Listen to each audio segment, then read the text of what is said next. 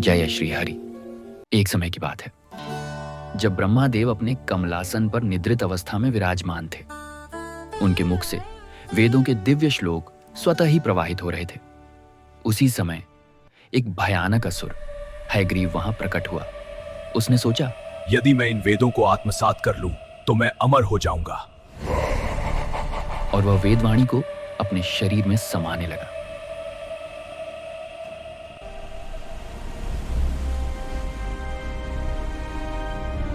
तभी नारद जी विष्णु लोक पहुंचे और बोले, प्रभु, यह क्या अनर्थ हो रहा है?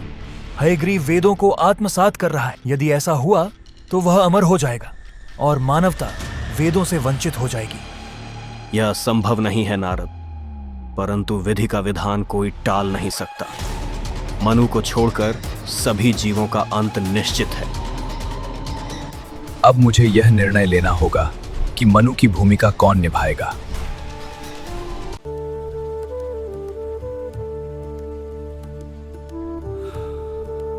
ऋषि सत्यव्रत मेरे परम भक्त हैं, दयालु हैं, विवेकशील हैं।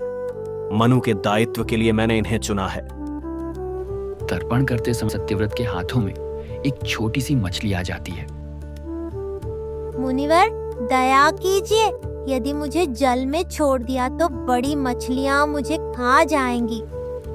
डरो मत, अब तुम मेरी शरण में हो। और वे उसे अपने कमंडल में रख लेते हैं। दूसरे दिन मछली कमंडल से बड़ी हो जाती है।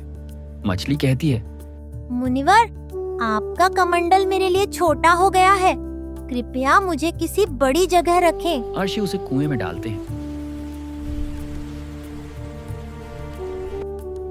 फिर तालाब, फिर नदी, पर हर जगह वह और विशाल होती जाती है।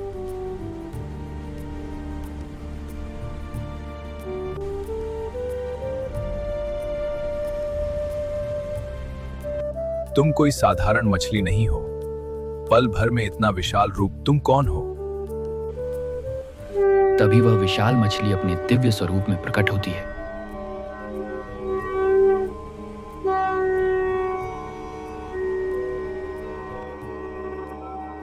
क्षमा कीजिए प्रभु, मैं आपको पहचान न सका।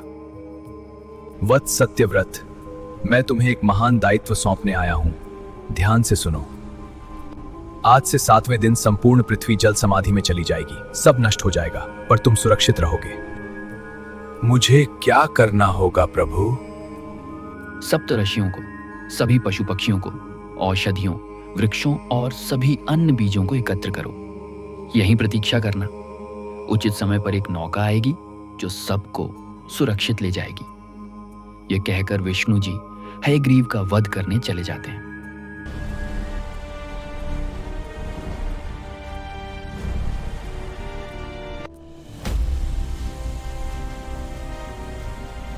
हयग्रीव मूर्छित होता है और उसके मुख से सभी वेद बाहर निकल आते हैं जो विष्णु के शरीर में प्रवेश कर जाते हैं।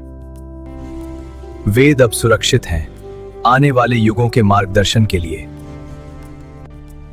उधर राशि सत्यव्रत सबको एकत्र कर समुद्र तट पर प्रतीक्षा कर रहे हैं। एक विशाल नौका आती है।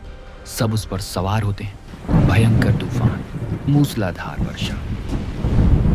तभी वह विशाल मत्स्य प्रकट होता है। रस्सी बंधती है और वह नौका को खींच ले जाता है। कई दिनों बाद जल शांत होता है। पर्वत और भूमि दिखाई देते हैं। नारायण नारायण, आपकी लीला अपरंपार है प्रभु। ओम अग्निमीले पुरोहितम यज्ञस्य देवामृतविजम।